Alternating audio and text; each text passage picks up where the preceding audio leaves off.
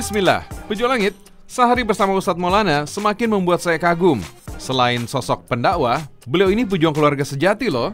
Menjadi orang tua tunggal, bahkan mendedikasikan hidupnya untuk Allah dan anak-anaknya. Alhamdulillah Pejuang Langit. Saya baru aja selesai sholat zuhur nih sama Pak Ustadz. Jadi Pak Ustadz sekarang agendanya itu nengokin anak-anak ke sekolah Pak ya? Iya. Wah ini di sela-sela waktu yang padat ini masih disempetin juga nih Pak Ustadz? Karena kenapa? Anak-anak saya sudah biasakan mandiri dari dulu. Oke. Jadi ke sekolah cuma diantar supir dan sebagainya. Kalaupun harus ada, ya harus. Kalau tidak bisa diwakilkan. Oke. Nah Pejuang Langit, tapi ya tadi selama kegiatan dari pagi sampai yang kedua, saya tuh ngeliat sempat Pak Ustadz tuh jekugan mulu nih. Iya. Kalau saya bawain minum dulu boleh nggak ya? Jangan. Lah. Kan aku puasa. Ya Allah. Kenapa nih puasa Senin Kamis? Kan aku puasa Idris. Oh, ini puasa Idris tuh gimana tuh puasanya Pak Ustadz? Puasa Idris itu tiap hari. Kecuali 5. Idul Fitri, Idul Adha, hari Tasyrik. Masya Allah. Jadi memang ini udah kebiasaan ya, rutinitas? Semenjak almarhumah meninggal. Karena kan seorang laki-laki itu tidak boleh tidak punya pasangan. Baik. Kemudian istri saya meninggal, anak-anak belum ada yang mengizinkan aku menikah lagi. Jadi aku lebih ambil jalur puasa. Karena kata Nabi gini, menikahlah, kalau tidak sempat menikah puasalah. Rasulullah SAW bersabda, "Wahai para pemuda, barang siapa di antara kalian yang mampu menikah, maka menikahlah. Karena itu lebih menundukkan pandangan dan lebih menjaga kemaluan. Dan barang siapa yang belum mampu, maka hendaklah ia berpuasa. Karena puasa itu menjadi tameng baginya." Selain puasa untuk mengendalikan diri dan menjaga kesucian diri, anak-anak inilah yang membuat Ustadz Maulana lebih kuat untuk mempertahankan statusnya sebagai duda. Wah, Masya Allah. Wah, yang ini namanya siapa ini? Masyita. Masyita, wah Masya Allah. Kalau yang ini? Anwar. Anwar. Kamu kelas berapa Anwar? Kelas 5. Masyita? 3. Wah. Hari ini tahu nggak kalau ayah mau datang ke sekolah? Abah mau Abah. Oh, Abah. Nggak tahu Abah datang. Gak tahu. Nah, tadi kan lagi ngomongin ibu nih, almarhum. Katanya nih anak-anak tuh juga menentang. Ayah jangan nikah dulu katanya. Iya. Itu siapa yang paling kenceng tuh? Aku. Masita? Ya soalnya aku takut dilupain sama abah kan. Jadinya aku paling sayang sama abah, jadinya gitu. Aku takut ditinggal sama abah juga. Oh, padahal nggak kayak gitu, Bay. Enggak lah ya. Enggak. Tapi kenapa memang ayah ini memang sosok luar biasa ya buat anak-anaknya ya? Dia udah bekerja keras dari pagi, siang, sore, malam.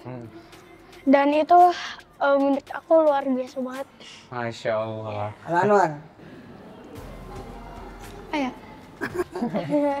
sosok Abah adalah Abah adalah ayah yang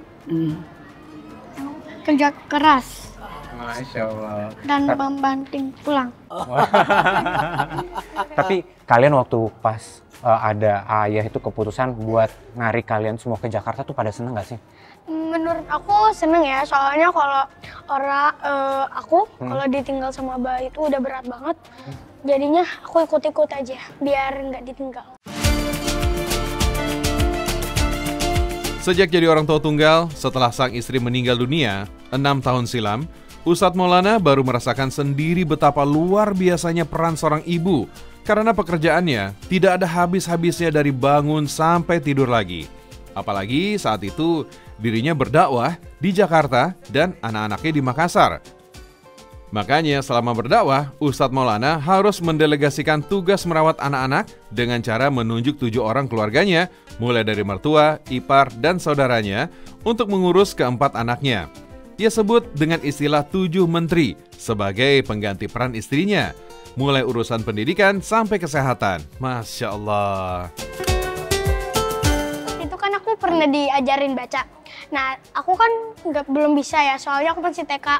Nah, tapi aku kan aku kalau nggak bisa sedikit pun langsung marah. bukan marah. Bukan marah. emosi iya. Tegas sekali Pak Ustadz ya. Sama aja. Masya Allah. Oh nggak bisa ya. Soalnya aku bacanya diulang-ulang pas itu. Oh, tapi nggak apa-apa. Alhamdulillah sekarang udah Ya. wisuda, udah khatam Quran ya kan. Alhamdulillah. Ya. Masya Allah. Anwar juga kan. Anwar tapi kalau diajarin ayah Enggak gimana? kalau enggak. Anwar. Satu-satunya yang saya ajar. Yang lainnya kan aman semua. Oh, oke. Mereka punya guru masing-masing dulu di rumah atau di Makassar, bawa ke sini, gurunya dibawa juga ke sini. Oh, jadi ikutan pindah ke sini? Wah. Jadi Masya Allah. gurunya yang jagain, yang masakin, yang bawa mobil semua. Tinggal berarti di rumah juga? Di rumah Ustadz? juga semua. Pejuang Langit, mendidik anak memang tidak mudah. Tapi Ustadz Maulana selalu ingat pesan istrinya agar mendidik anak dengan agama dan menjadikan anak soleh-soleha dengan ketegasan dan kelembutan. Wah. Ini anak yang keberapa Pak Ustadz? Anak yang pertama. Masya Allah, namanya? Nama aku Naura. Naura, Masya Allah. Kurang satu nih berarti ya? Yang Namanya satu Aira. Aira, lagi boarding school. Oh, boarding Tapi school. hari ini udah pulang. Udah Soalnya jemput. dijemput. Masya Allah. Jadi nanti kita di rumah bisa ketemu ya? Bisa Belum ngumpul tentu. rame-rame? Belum tentu? Ya, Kemungkinan Pak besar Jomel dia ini nyampe sayang di rumah banget dong. malam pasti. Oh, Karena perjalanannya jauh. baik. 2 jam. Itu saya lihat dulu. Oke. Ini yang Cek dulu nih. antar. Aira di mana sayang? Nitip Pak Ustadz, kalau bisa kita ngumpul rame-rame di rumah Tanya nanti. berapa menit lagi nyampe Wah, di rumah? telepon lo sama Pak Ustadz, keren. Berapa Oh menit yang lagi? ngantar tapi. Baru keluar tol dari sekolah. Kamu sebelumnya kamu tahu nggak kalau ayah mau datang ke sekolah? Aira di mana sayang? Gitu ya. Lagi ujian tiba-tiba Tanya, dipanggil Allah berapa ada menit lagi apa? nanti? Waduh, Dan nggak biasanya ayah datang ke sekolah? nggak biasa. Berapa menit lagi? Alhamdulillah. Kalau aku ke sini pasti ada urgent, ada mendesak, ada ke acara keluarga atau apa. Baik. Pejuang Langit, bagi Ustadz Maulana, anak-anaknya inilah yang menjadi kekuatan, penyemangat, dan menjadi obat dari rasa lelahnya. Semua hilang sekejap hanya dengan sentuhan dan sapaan dari anak-anaknya. Keren itu. Emang ayah biasanya suka buka puasa pakai apa sih? Biasanya dia suka Coba makan. buka puasa apa? Ya tebak ya kita. Nasi ya. Nasi. Iya. Lauknya. Iya benar. Ikan. Ikan. Kalau nggak salah ayam pedes, dah pokoknya Ayam pedes sama pedes. sayur. Kakak gimana kak? Ya kayak biasa nasi, ikan, sayuran. Ya alhamdulillah. Oh jangan lupa teh. Nah itu teh. Teh, harus ada teh. Iya. Teh manis, teh tawar? Teh Manis. manis, soalnya kalau nggak ada teh manis nggak bisa minum. Oke, siap. Pejuang Langit, kita udah tahu nih apa menu favorit dari Ustadz Maulana. Jadi Ya. nanti kita yang siapin ya Ustadz. Boleh. Kita bisa pergi sekarang nih Ustadz? Boleh, yuk. Oke, siap-siap. Udah siap semua kan ya? Iya. Yuk, bismillah.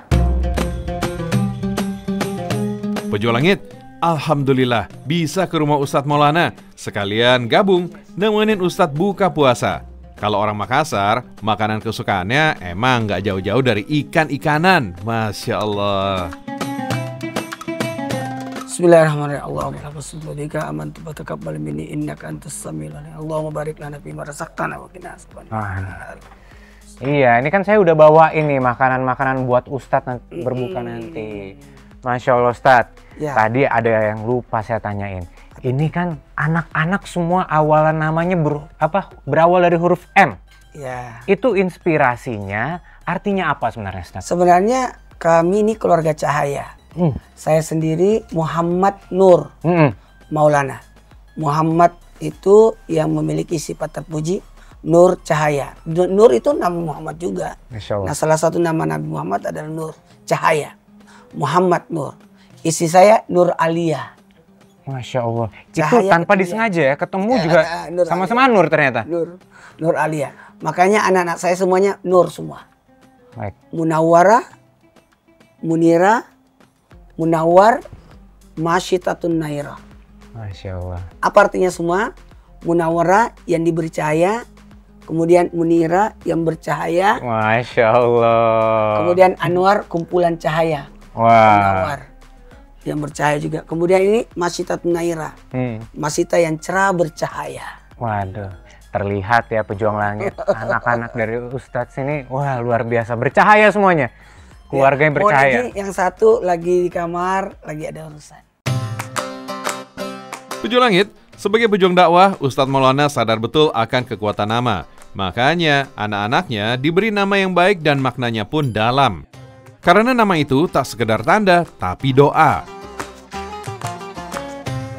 Dan terbukti pejuang langit, dengan jalur langit Ustadz Maulana dan nama yang indah, alhamdulillah Allah Subhanahu wa Ta'ala memberikan karunia anak-anak jadi hafiz dan hafizah, soleh-solehah, dan berprestasi di sekolah. Masya Allah. Anwar kalau mau ambil boleh silakan. Mau makan roti enggak? Oh. Jadi sejak kecil SD itu saya sudah kepikiran untuk jadi ustadz, jadi guru. Jadi semua buku-buku saya simpan karena suatu saat nanti saya akan jadi guru. Kemudian ketika sanawiyah SMP kelas 1 itu sudah didaulat jadi ustadz. Jadi tiap Kamis ceramah di sekolah. Tiap Kamis ceramah di sekolah. Itu yang mempercayakan guru-guru dulu? Guru-guru, kepala sekolah. Kemudian ceramah dari rumah ke rumah. Ya. Dari rumah ke rumah pejuang langit. Itu masih SMP ya? Ya SMP. Nah, saya dengar juga katanya Ustadz tuh dulu ceramah naik sepeda. Ya, tahun 88 saya mulai ceramah pakai sepeda. Dulu gini sebenarnya, pakai payung. Tahun 88 sampai 90 itu pakai payung. Habis itu pakai sepeda. Nah, karena saya tuh orangnya tidak suka merepotkan orang. Jadi saya dulu kalau tausiah datang sendiri. Demi bertahan hidup, Ustadz Maulana dididik tidak pernah merasa malu dan meninggalkan rasa gengsi. Itulah yang membentuk menjadi sosoknya seperti sekarang. Perjuangannya yang dari kecil, Allah ubah takdirnya dengan mudah. Melalui keviralan satu video di sosial media pada masa itu, yang akhirnya membawa Ustadz Maulana sampai ke tawaran berdakwah secara nasional melalui televisi. Ada satu hal nih Ustadz yang saya pengen banget tahu nih. Apa itu? Katanya nih, Ustadz itu udah dikontrak sampai 30 tahun. Iya, kata Pak CT, udah berapa tahun, Sas? Udah mau 10 tahun waktu itu. Bilang, 30 tahun ya. Hah? 30 tahun? Insya Allah. Masya Allah. Itu pernah kebayang nggak sih dulu Ustadz tiba-tiba dapat tawaran dari stasiun TV yang besar, langsung 30 tahun? Wah, itu luar biasa menurut saya. Dari pemuda kampung di Makassar, Sulawesi Selatan, mendapatkan tawaran itu tentunya membuat Ustadz Maulana terharu bahagia. Dalam sujud dan doanya tak pernah putus dalam mengucapkan syukur. Perjuangannya dalam syiar Islam dan menjadi sosok yang bertakwa, Allah Subhanahu wa Ta'ala balas dengan sebuah keberkahan dengan menjadi pendakwah dengan nama besar di Indonesia.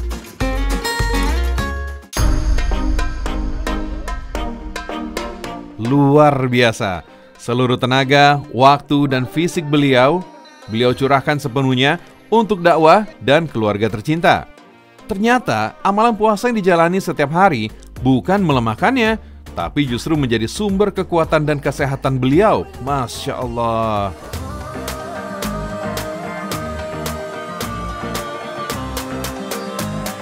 Semoga kita bisa meneladani ketulusan beliau dan terus belajar bahwa hidup yang berkah bukan tentang seberapa banyak yang kita punya, tapi seberapa ikhlas kita menjaganya karena Allah Subhanahu wa Ta'ala.